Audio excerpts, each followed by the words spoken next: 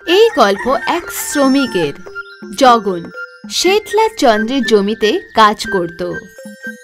শেঠলাল চন্দ্রের জমি গ্রামের সব থেকে বড় জমি ছিল, আর ওখানে অনেক শ্রমিক কাজ করত। আর দিনের শেষে শেঠলাল চন্দ্র ওর শ্রমিকদের পারিশ্রমিক দিত।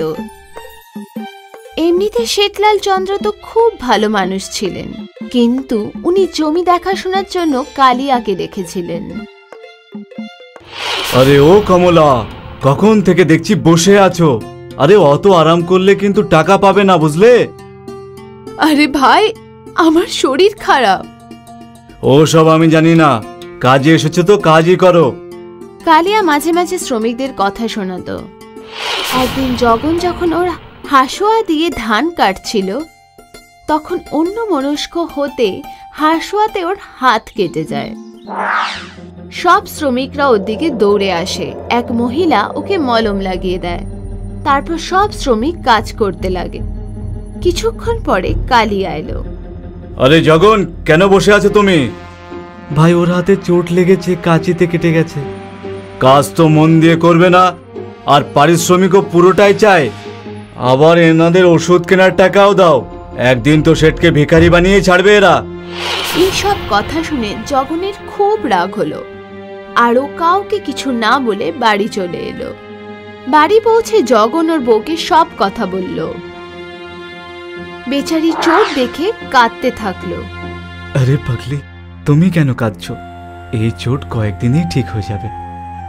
এটা তো ঠিক হয়ে যাবে, কিন্তু ওঠার কি হবে? কালিয়া যে তোমাকে সব সময় কথা শোনাতে থাকে। ওর কি? ওর তো ওটাই স্বভাব। আমি কি বলছি, তুমি কি এই কাজটা ছেড়ে দিতে পারো না? দিন মজুরি করবো না, তাহলে করবোটাই বাকি। আমরা মুরগি কিনে ডিম বিক্রি করতে পারি।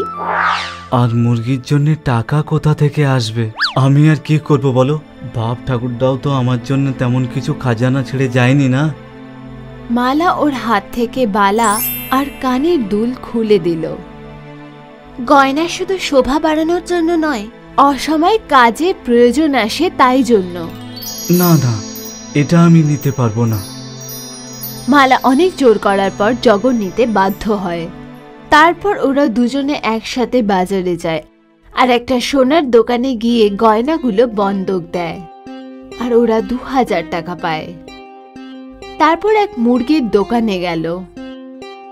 ভাই, একটা মুরগির দাম কত? এমনিতে একটা মুরগি 100 টাকা দাম। আপনি যদি 10টা নেন তাহলে একটা ফ্রিতে দিয়ে দিতে পারি। আরে বাহ!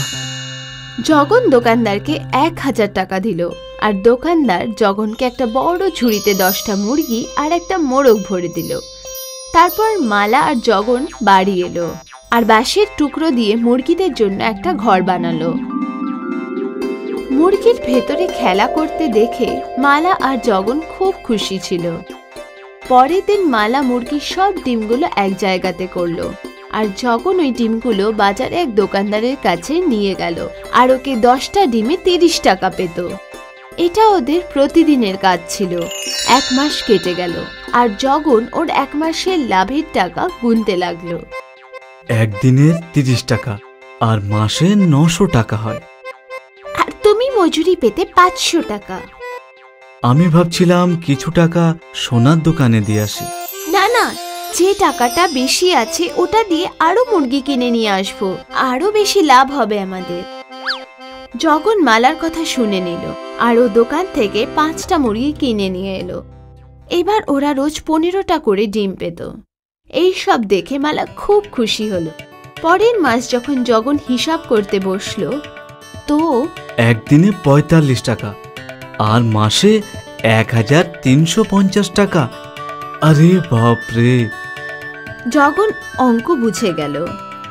আর পরের 3 মাস ধরে জগন 10টা করে মুরগি কিনতে থাকে। সব মিলিয়ে জগনের কাছে 50টা মুরগি ছিল।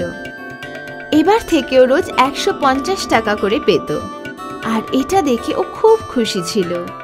আর এবার যখন ও হিসাব করলো, সারা মাসে 4500 টাকা লাভ হলো। দেখলে, আমি বলেছিলাম। হ্যাঁ হ্যাঁ, এবার চলো, কতদিন আমার হাত খালি থাকবে। দুজন সোনার দোকানে গেল। 2000 টাকা আসল নিয়ে সুদ সহ 2250 টাকা হয়েছে। এই নিন। জগন টাকা দিল আর গহনা ফিরিয়ে নিল। ওখানে জগন একটা নাকের নথ দেখতে পেল। ওই নথটির দাম কত? বেশি নয়, শুধু 450 টাকা। ওটাও দিয়ে দিন। মালা নতুন নথটি পরে নিল আর খুব খুশি ছিল। এরপরে জগন ওর ডিমের ব্যবসা চালু রাখলো আর 1 বছর ওর লাভ 30,000 টাকা হয়ে গেল। এখনো নিজের পোল্ট্রি ফার্ম আছে। ফার্মে কাজ করার জন্য চাকর বাকর ছিল আর ওর ছোট্ট বাড়িটি আজ একটা বড় বাড়িতে পরিবর্তন হয়ে গেছে। জগন আর মালা নিজেদের জীবনে খুব খুশি ছিল। 1 বছর আগে জগন একটা শ্রমিক ছিল আর আজ ও একটা পোল্ট্রি ফার্মের মালিক। মালা যদি জেদ না করত তাহলে জগন আজ শ্রমিকই থাকতো। এই জন্য বাচ্চারা, সফলতার জন্য একটা সময় দরকার হয়, যেটা জগন পেল আর 1 বছরেও সফল হয়ে গেল। একটা গ্রামে শম্ভু নামের একজন ব্যবসায়ী থাকত। শম্ভুর কাছে 40টা মুরগি ছিল, যাদের ও খুব ভালো করে দেখাশুনো করত। শম্ভু রোজ মুরগির ডিমগুলোকে একটা পাত্রের মধ্যে নিয়ে গোটা গ্রামে ঘুরে ঘুরে সেগুলো বিক্রি করত। সেটা থেকে ও আয় করত। শম্ভুর পরিবার ছোট পরিবার, সুখী পরিবার। ওর বউ জয়া আর ছেলে রাজু দুজনেই শম্ভুর মুরগি পালনে সাহায্য করত। একদিন শম্ভু আর রাজু দুজনেই মুরগিকে খেতে দিচ্ছিল। তখনই জয়া কাঁদতে কাঁদতে এলো।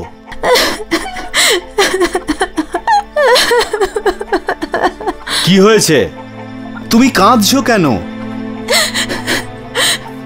আমার বাপের বাড়ি থেকে খবর এসেছে, মায়ের শরীর ভীষণ খারাপ।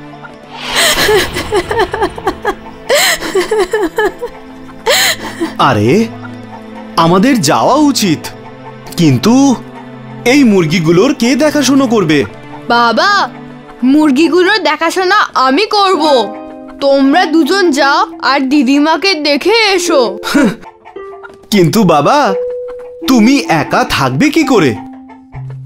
বাবা, এখন আমি বড় হয়ে গেছি, এখন আমি আমার নিজের খেয়ালও রাখতে পারি আর এই মুরগিগুলোরও। রাজু সামলে নেবে, তুমি আমার সাথে চলো। ঠিক আছে। বউয়ের কথা মতো শম্ভু মুরগিগুলোকে রাজুর দায়িত্বে রেখে নিজের শ্বশুর বাড়ির দিকে রওনা দিল। কিন্তু শম্ভুর রাজুর ব্যাপারে চিন্তা হচ্ছিল, আর ওদিকে রাজু নিশ্চিন্তে মুরগির ডিম সংগ্রহ করছিল। কিছুক্ষণ পরে অনেক ডিম সংগ্রহ করতে পেরে রাজু ভীষণই খুশি হলো। আমি একসাথে অনেকগুলো ডিম জমা করেছি, এবার গিয়ে এগুলোকে বিক্রি করি। রাজু ডিম বিক্রি করবে বলে ও একটা পাত্রে ডিম নিয়ে বেরিয়ে পড়ল। কিছু দূর যাওয়ার পর ও ওর প্রথম খরিদ্দার প্রতিবেশী কাকিমার সঙ্গে দেখা হলো। কি হলো রাজু, আজকে তুমি? শম্ভু দাদা কোথায়? বাবা মায়ের সাথে মামার বাড়ি গেছে, আমার দিদিমার শরীর খারাপ। আচ্ছা ঠিক আছে। উনি রাজুর থেকে 4টে ডিম নিল আর ওকে 4টে সিকি দিল, যেটা দেখে রাজু ভীষণ খুশি হলো আর ভাবতে লাগলো, একটা ডিমে একটা সিকি, মানে 40টা ডিমে 40 সিকি। তারপরে আর কি, রাজুর কল্পনা আকাশে ডানা মেলে দিল। ও যেতে যেতে ভাবতে লাগলো, আমি এই চারানাগুলো নিয়ে মেলাতে যাব, ওখানে গিয়ে আমি নাগরদোলা চড়বো, তারপর আমি বাদর খেলা দেখবো, তারপর ফুচকা খাবো, তারপর গোলাপ জাম, তারপর খেলনার দোকান থেকে বড় গাড়ি কিনবো, তারপরে গাড়িটাকে গ্রামের বাচ্চাদের কাছে দেখাবো, যারা আমার এই নতুন গাড়িটাকে দেখে হিংসেই চলে যাবে। এবারও দ্বিতীয় খরিদ্দার পেয়ে গেল আর ও আরো 5টা সিকি আয় করলো। এবার রাজুর আর মাটিতে পা পড়ছিল না, ওর কল্পনার কোনো সীমা ছিল না। চলো, 9টা ডিম বিক্রি হলো, এখনো 31টা ডিম আরো পড়ে আছে, আর মাত্র 2-3 ঘন্টাতেই আমি মেলাতে পৌঁছে যাব। রাজু জেগে জেগে স্বপ্ন দেখছিল, আর তখনই ওর পা একটা পাথরে হোঁচট খেলো আর ও পড়ে গেল। সব ডিম ভেঙে গেল, আর তারই সাথে রাজুর সব স্বপ্ন ভেঙে গেল। সেই জন্যই তো বলে, যতক্ষণ না গন্তব্যে পৌঁছবে ততক্ষণ থামতে নেই, মানে জেগে জেগে স্বপ্ন দেখো না। নিজেদের পরিবারের সাথে গ্রামে গেল। দুজনেরই গ্রামের পশুগুলোকে খুব ভালো লাগলো, আর ওরা দুটো রাজহাঁস তুলে নিজেদের সাথে নিয়ে এলো।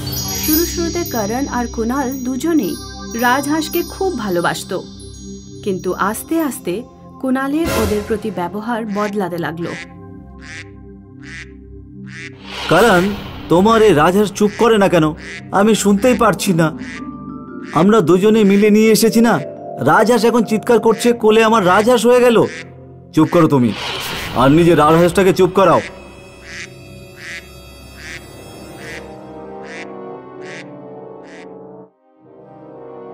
কি হলো? তোরা সকাল সকাল ঝগড়া কেন করছিস? মা, আমার এই রাজহাঁস দরকার নেই, এগুলো গ্রামে ফেরত পাঠিয়ে দাও। শয়তান, এগুলো পশু, কোনো খেলনা নয় যে ওদের সাথে আজ খেলবি আর কাল ছুঁড়ে ফেলবি। তোরা দুজনেই ওদের নিয়ে এসেছিস, এখন দুজনেই ওদের খেয়াল রাখবি। মা দেখো, 2 মাস হতে না হতেই আমার রাজহাঁস ডিম পাড়তে শুরু করেছে। একটা ডিম সাদা ছিল আর একটা ডিম গোলাপি আর চকচকে। গোলাপি ডিমটা দেখে করণ, মা আর বাবা খুব খুশি হলো। মা, এই একটা ডিম গোলাপি কি করে হয়ে গেল? জানি না বাবা, এমনিতে তো হাঁসের ডিম সাদাই হয়। হয়তো কোনো বিশেষ ডিম পেয়েছি আমি। যদি এই দ্বিতীয় ডিমটাও গোলাপি হতো, তাহলে আমার কাছে 2টো গোলাপি ডিম হতো। করণ এমন কথা বলতে না বলতেই দ্বিতীয় ডিমটাও চকচক করতে শুরু করে দিল, আর করণ এটা দেখে ভীষণ খুশি হয়ে গেল। দেখো বাবা, রাজহাঁস ডিম দেবার পর তাকে খুব সাবধানে রাখতে হয়। তোর ভাই তো কিছুই করে না, তোকেই দেখতে হবে এদের।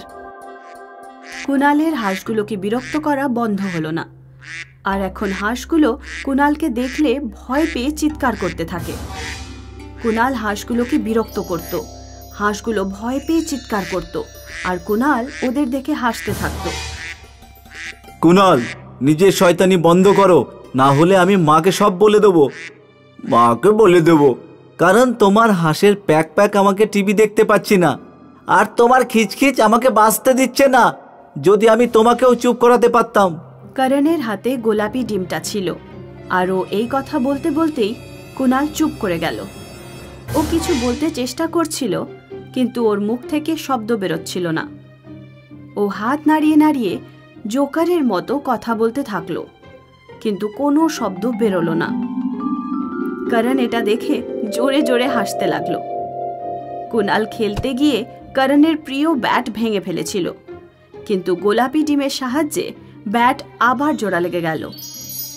কুনাল করণের খুশি দেখে হিংসে করতে লাগলো। কুনাল রাতে চুপি চুপি এসে ডিম ভাঙার চেষ্টা করতে লাগলো, কিন্তু ও কাছে আসতেই হাঁসগুলো ওর পায়ে ঠোঁট দিয়ে জোরে জোরে ঠোকরাতে লাগলো। কুনাল ব্যথার চোটে ওখানেই পড়ে গেল, আর ওর পা ভেঙে গেল। এই সব কিছু তোমার এই হাঁসগুলোর জন্য হয়েছে, ঠিক হতে দাও আমার। এই করে তো আমি দেখে নেবো এগুলোকে। আমার হাঁসগুলো এত কেন দোষ নেই? আমি আমার ফুটবল ম্যাচও খেলতে পারবো না, সব এদের জন্য হয়েছে। কুনাল ব্যথার চোটে কাঁদতে থাকলো, আর করণ ওর ব্যথা দেখে মনমরা হয়ে গেল। হে জাদু ডিম, দয়া করে আমার ভাইকে ঠিক করে দাও। কারণ আমার তোমার ভাইকে ঠিক করব না। কিন্তু কেন করতে পারবে না? তোমার ভাই ভীষণ দুষ্টু, ওকে ঠিক করতে যেতে গেলে আমরা তোমার সাথে থাকতে পারবো না। তোমাকে আমাদের মধ্য থেকে কোনো একজনকে বেছে নিতে হবে। আমায় ক্ষমা করে দাও জাদু ডিম, কিন্তু আমি নিজের ভাইকে বেছে নিচ্ছি। তোমার আমার সব ইচ্ছা পূর্ণ করেছো, কিন্তু আমি আমার ভাইকে এত ব্যথায় দেখতে পারছি না। জাদুই ডিমগুলো ফেটে গেল, আর কুনালের ব্যথা একেবারে ঠিক হয়ে গেল। কুনাল নিজের ভাইয়ের ত্যাগ দেখে খুব দুঃখ পেল, আর ও করণের কাছে ক্ষমা চাইল। তুমি আমার কাছে ক্ষমা চেয়েও না কুনাল, তুমি শুধু হাঁসগুলোকে ভালোবাসো আর ওদের বিরক্ত করো না যেন কোনো সময়।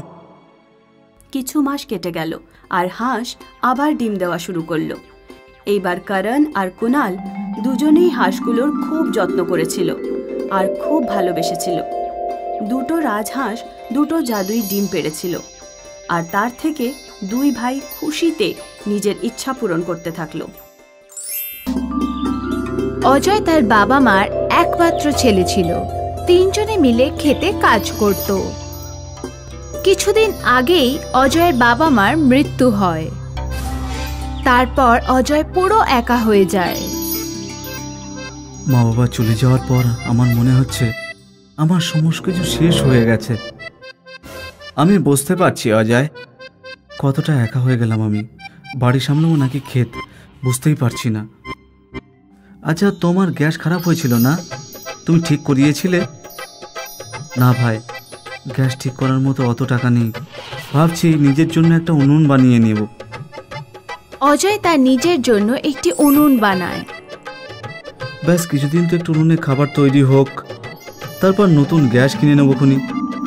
উনুনে খাবার বানানোর সময় অজয় কখনো হাত পুড়িয়ে ফেলতো, আবার কখনো ধোয়াতে কাশতে থাকতো। অজয় পুড়ে যাওয়া খাবারই খেতে থাকতো। একদিন রাতে অজয় ক্ষেত থেকে অনেক রাতে বাড়ি ফিরে দেখতে পেল কোনো খাবার নেই। খিদেতে অজয়ের পেটে ছুঁচো দৌড়াচ্ছিল। কাঁদতে কাঁদতে অজয়ের মায়ের কথা মনে পড়ছিল। মা, যদি তুমি থাকতে তাহলে আমাকে খিদে পেটে ঘুমাতে হতো না। কি খারাপ ভাগ্য আমার। অজয় কাঁদতে কাঁদতে খিচুড়ি বানালো। তারপর খেয়ে দিয়ে উনুনের কুকার রেখেই শুয়ে পড়ল। পরের দিন সকালে, কাল রাতে তো আমি দারুণ খিচুড়ি বানিয়েছিলাম। যদি একটু বাঁচিয়ে রাখতাম তাহলে আজও খেতে পারতাম। এই কুকারটা এত ভারী লাগছে কেন? আমি তো কাল সব খিচুড়ি শেষ করে দিয়েছিলাম। অজয় কুকার খুলে দেখল তাতে ভর্তি খিচুড়ি রয়েছে। অজয় আশ্চর্য হয়ে যায়। মনে মনে ও ভাবতে থাকে হয়তো রাতে ও বেশি খিচুড়ি বানিয়ে ফেলেছিল। অজয় খিচুড়ি খায়, আবার খাবার জন্য খেতেও নিয়ে যায়। অজয়, আজ তো তুমি দারুণ খাবার এনেছো।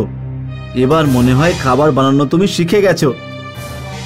সেদিন রাতে অজয় রুটি তরকারি বানায়। কড়াইটা উনুনে রাখা থাকে।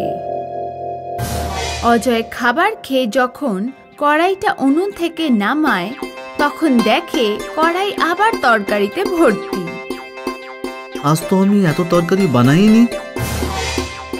পরের দিন সকালে অজয় ডাল বানায় আর বেঁচে যাওয়া ডাল গ্রামবাসীদের বিলিয়ে দেয়। অজয়, এ কি শুনছি? তুমি নাকি গ্রামবাসীদের রোজ খাবার বিলাও। কিছুদিন আগে তো তোমার কাছে গ্যাস ভরারও টাকা ছিল না। একটা গোপন কথা বলবো, আমার বাড়িতে চলো।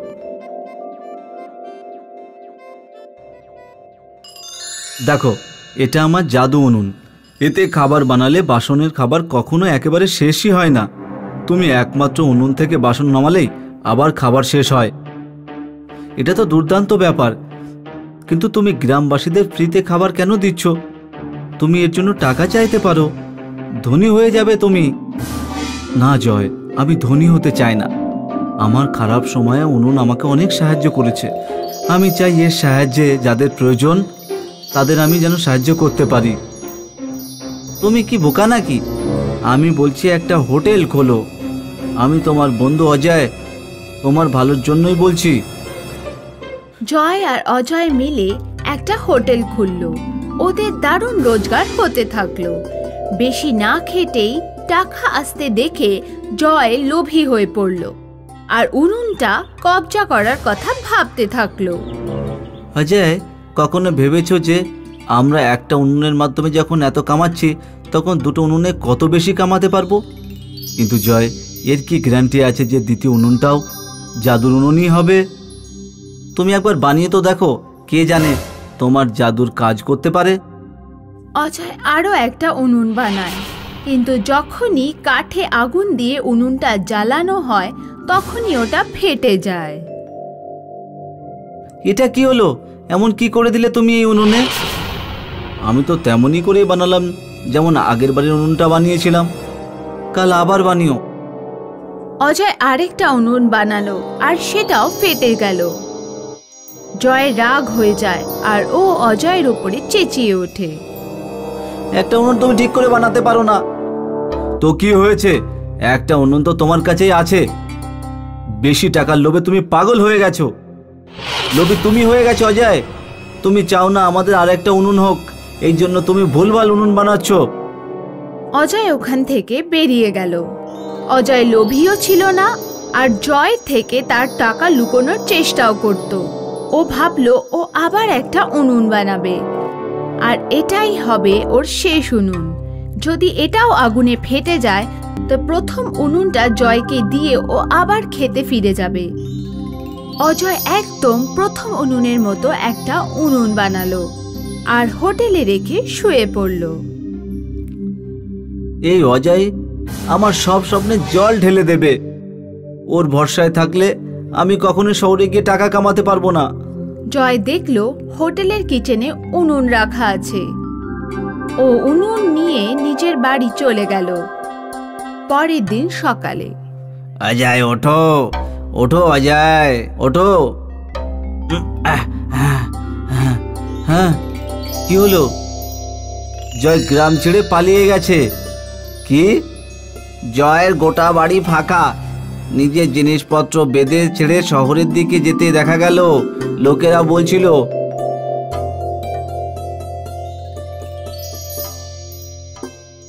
বাবা সত্যিটা মানতে পারছো না নাকি? না কাকা, আমি তো জয়ের ভাগ্যে দেখে হাসছি। সেটা কেন? ও বেচারা ভেবেছে জাদু উনুন চুরি করে ও শহরে অনেক টাকা কামাবে। কিন্তু জাদু উনুন তো কাল রাত্রে আমি আমার বাড়িতে নিয়ে গিয়েছিলাম ওটা দেখে দ্বিতীয় উনুন বানানোর জন্য। ও বেচারা নতুন উনুনটা নিয়ে চলে গেছে। এখন জানি না ওতে ভেলকি হবে কি না হবে। ওদিকে জয় শহরে একটা নতুন দোকান খোলে। বড় বড় ব্যানার বানায় তার হোটেলের জন্য আর মনের আনন্দে পুরো বিশ্বাস নিয়ে তরকারি বানানোর জন্য উনুনের কাঠে আগুন জ্বালানোর চেষ্টা করে। আগের উনুনগুলোর মতোই এই উনুনেও আগুন জ্বালাতেই ফেটে যায়। জয় উনুনটা দেখে আর নিজের দুর্ভাগ্যের কথা ভেবে কপাল চাপড়ে কাঁদতে থাকে। সোমনগর গ্রামে রাজু ডিম বিক্রি করত। ঠান্ডা হওয়ার কারণে গ্রাহকদের লাইন লেগে যেত। প্রত্যেক বছর ও শীতকাল আসার অপেক্ষা করত। নিউ ইয়ারের সময় এসে গেছিল। আজ রাজু লোকেদের গরম গরম অমলেট আর ডিম ফ্রাই করে খাওয়াচ্ছিল। কিন্তু প্রত্যেকবার গ্রাহকরা রাজুর দোকানে অমলেট খেয়ে খেয়ে বিরক্ত হয়ে গেছিল। ওরা কিছু নতুন চাইছিল। শুরুর দিনে বিক্রিও হলো, তারপর কিছুদিন পর বিক্রি অত আর হচ্ছিল না। এখন রাজুর দোকানে ডিম নিতে আর বেশি কেউ আসতো না। যারাই আসতো তারা ধারে বা ফ্রিতে নেওয়ার অছিলায় আসতো। একদিন রাজু আর তার বউ রেশমা ভাবলো, আজকে ভাবছি ডিমের দোকানটা বন্ধই রেখে দিই। আজকে তুমি ডিম সিদ্ধ করো না, কাল থেকে আমরা শুরু করব। যদি তুমি না যাও তাহলে আমাদের যে কজন গ্রাহক আছে তারা আমাদের হাত থেকে বেরিয়ে যাবে। আমি তো বলি তুমি আজ সাইকেল করে গিয়ে অন্য গ্রামে গিয়ে ডিম বেচো। গরম গরম ডিম সাইকেলে করে বেচলে হয়তো লোক কিনতে আসবে। তুমি ঠিকই বলেছো গিন্নি। তুমি কয়েকটা ডিম সিদ্ধ করে রেখে দাও, আমি সাইকেল নিয়ে গিয়ে বিক্রি করে আসবো। রাজু সাইকেলে করে ডিম বেচার জন্য বাড়ি থেকে বেরিয়ে পড়ল। আর একটুখানি বিক্রি করে সে যাচ্ছিল আর তখনই ওর খেয়াল হলো গ্রামে গ্রামে গিয়ে ও সাইকেলে করেই ডিম বেচবে। কিছুক্ষণ পর দুজন লোক ওর কাছে ডিম কিনতে আসলো। এই যে দাদা, শুনছো? আরে এই যে ডিমওয়ালা দাদা, শোনো শোনো। বলো ভাই, কি লাগবে? আমার কাছে সেদ্ধ ডিম আছে, অমলেট আছে আর ডিমের কারিও রয়েছে। তোমাদের কি লাগবে? আমাদের কিচ্ছু লাগবে না, কিন্তু তুমি আর কখনো এই জায়গাতে আসবে না, বুঝতে পেরেছো? এখানে অনেক আগে থেকেই আমাদের একটা ডিমের দোকান রয়েছে, যেটা খুব ভালো মতো চালু আছে। তুমি এখানে এসে আমাদের ব্যবসা নষ্ট করে দিচ্ছ। দাদা, আমারও তো দোকান ভালো চলছে না, তাই ভাবলাম যে আমি যদি গ্রামে গ্রামে দোকানে দোকানে ঘুরে এগুলো বিক্রি করি। হ্যাঁ হ্যাঁ ঠিক আছে, এবার তুমি এখান থেকে যাও। আর কখন এখানে আসবে না। রাজু ওখান থেকে নিরাশ হয়ে চলে গেল আর সব কথা রেশমাকে গিয়ে বলল। মনে হচ্ছে এবার আমাদের অন্য কোনো ব্যবসা করতে হবে, না হলে আমাদের সংসার চালানো খুব কঠিন হয়ে দাঁড়াবে।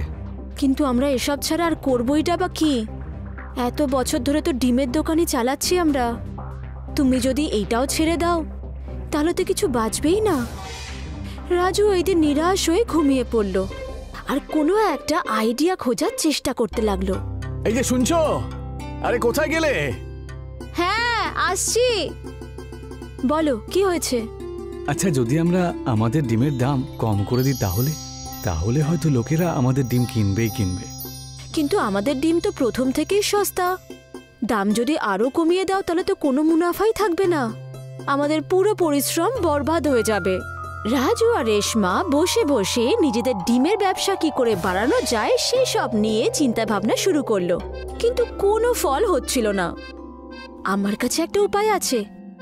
আমাদের মার্কেটে সোনার ডিম প্রচুর বিক্রি হয়। যখন আমি ছোট ছিলাম তখন ওখানে সোনার ডিমের কয়েন বানিয়ে বেচা হতো, আর ওটা ভীষণ সুস্বাদু আর ভীষণ সুন্দর দেখতে ছিল। তাই নাকি? তুমি ঠিক বলছো তো? যদি তাই হয় তাহলে আমরা আবার আমাদের দোকানে জমিয়ে বেচাকেনা করব। রেশমার কথা শুনে রাজু ওর বাপের বাড়ি যাওয়ার জন্য রেডি হয়ে গেল। রাজু ওর শ্বশুর বাড়িতে গিয়ে সোনার ডিম কি করে বানানো যায় সেটা শিখতে লাগলো। কিছুদিন নিজের শ্বশুর বাড়িতে থেকে রাজু গোল্ডেন কয়েন এগের রেসিপি শিখে নিল। এমন একটা ডিম যেটা রান্না হওয়ার পর সোনার কয়েনের মতো দেখতে লাগে। রাজু রেসিপিটা শিখল। নিজের গ্রাম সোমনগরে ফেরত এসে রাজু আবার দোকান শুরু করলো। এই যে শুনছো গিন্নি, আজকে দোকানে তুমিও এসো। আজকের দিনটা আমাদের জন্য বিশেষ। হ্যাঁ, আমি নিশ্চয়ই আসব। ভগবান আমাদের আশা নিশ্চয়ই পূরণ করবেন।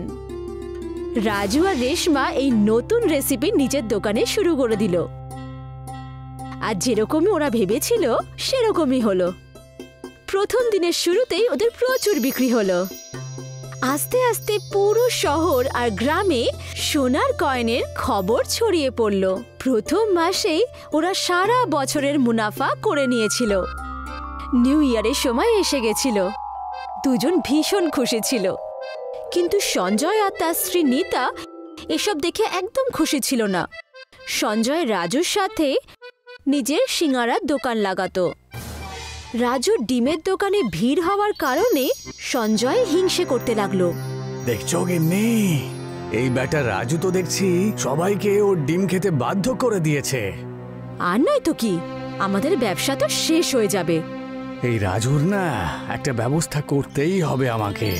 পরের দিন সঞ্জয় আর তার বউ একটা আইডিয়া বার করলো যে ওরা রাতে রাজুর দোকানটা গায়েব করে দেবে, আর রাত হতেই দুজন স্বামী স্ত্রী মিলে রাজুর হাত গাড়ি চুরি করে ধাক্কা মেরে খাদের মধ্যে ফেলে দিল। সকাল হতে রাজুর তো মাথায় হাত। ওখানে তো ওর দোকান ছিলই না।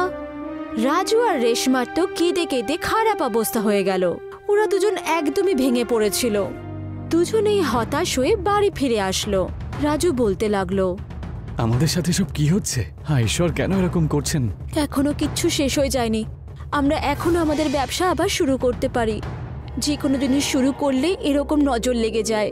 একদিকে রাজু আর রেশমার অবস্থা খারাপ, অন্যদিকে সঞ্জয় আর নিতা দুজন ভীষণ খুশি ছিল। ওদের সিঙ্গারার ব্যবসা খুব ভালো চলছিল।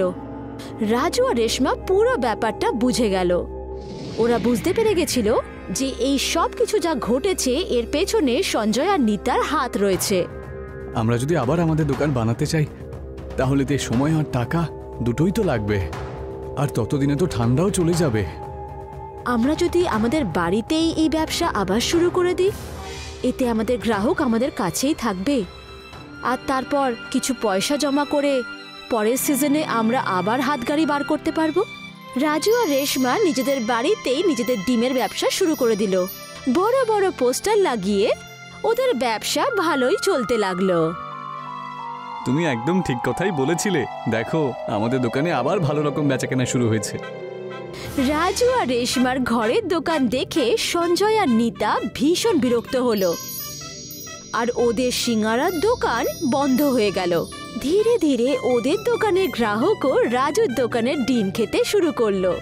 রাজু আর রেশমার নিজেদের হাতগড়ির দোকান আবার শুরু করলো।